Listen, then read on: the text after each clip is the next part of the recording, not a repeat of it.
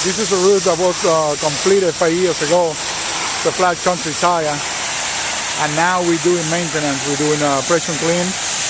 We will replace any broken tires and also the pieces of motor that usually come loose with the pressure.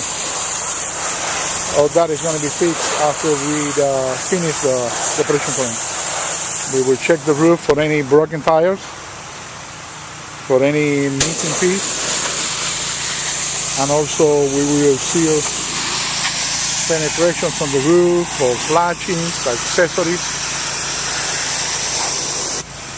Here you can see the difference from the old part of the roof that have mildew to the one that is already been cleaned. So these are details that usually people that do pressure wash, they don't care about.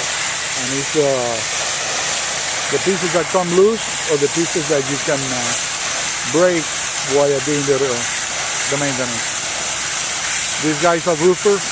They know what to look for, what to seal, and what to repair. When we finish the roof, everything is going to be in one piece. Everything will be repaired and up to the guarantee. The roof is still on the guarantee, 10 years guarantee when we did the roof, and it's already 5 years old. It's the first pressure clean that we do on the roof.